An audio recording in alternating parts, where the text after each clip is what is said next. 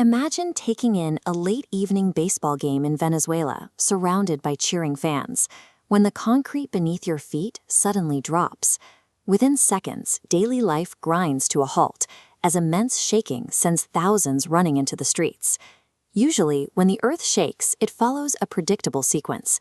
A massive initial main shock hits, and then the ground steadily settles through a series of progressively weaker aftershocks. We also expect that when a massive earthquake strikes directly on a coastline, authorities will immediately issue tsunami warnings to prepare for a surge of displaced ocean water. But the seismic data from the Venezuelan event shows a different story. This timeline plots the initial 7.2 magnitude main shock. But watch what happens right here. Exactly 39 seconds later, the fault strikes again, and this time it is actually stronger.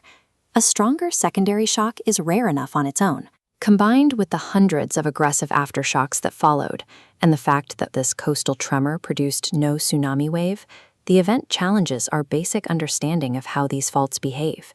Researchers classify this as an earthquake doublet. It is a once-in-a-century event that changes the timing of how we survive a disaster, as the standard expectations for how long a quake lasts and how it resolves are thrown out. We have to look at why a 7.5 magnitude earthquake striking near the Caribbean coast failed to produce a tsunami. Most tsunamis are born from vertical ruptures. The seafloor snaps upward, displacing millions of gallons of water above it, which then races toward the shoreline. But the geology of Venezuela's offshore fault operates on a different axis.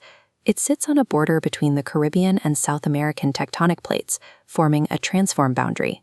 This diagram shows how a transform boundary moves. Instead of one plate thrusting over the top of the other, they slide past each other horizontally. Because the kinetic energy was released side to side, the ocean floor stayed flat. The water above it was never pushed upward, sparing the neighboring islands from a wave. That explains the water, but not how an initial 7.2 earthquake triggered a secondary quake that was even larger. The answer lies in a mechanical process called stress transfer. Think of it like snapping a thick rudder band. When the first fault line ruptured, the kinetic energy didn't safely dissipate. Instead, the pressure was instantly redirected into an adjacent fault line. That neighboring fault could not handle the sudden overload. Exactly 39 seconds after receiving that transferred stress, it snapped. The resulting rupture released nearly 3 times more energy than the first. Even with that power, the epicenter was located 160 kilometers away from Caracas. Yet the capital city was devastated, while closer areas remained relatively intact. The power of the doublet was amplified by its shallow depth. Rather than being absorbed deep within the Earth's crust, the energy traveled across the surface, directly toward the city. Caracas is built upon soft alluvial soil, essentially uncompacted, loose river sediment.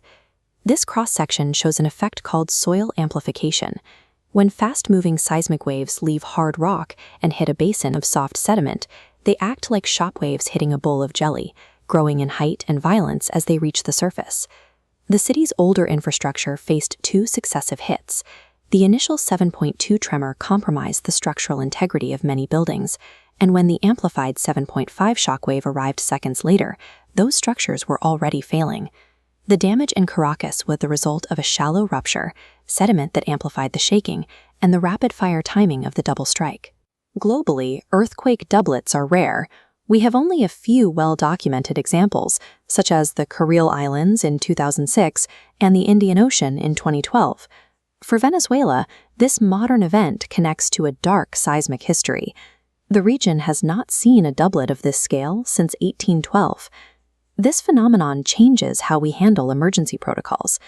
The standard advice to ride out a main shock and then evacuate becomes dangerous when the first shock is actually followed by a larger one while people are in the middle of escaping. The Earth does not always follow the rules we expect. Survival depends on understanding the specific, hidden geographical traits lying right beneath our feet.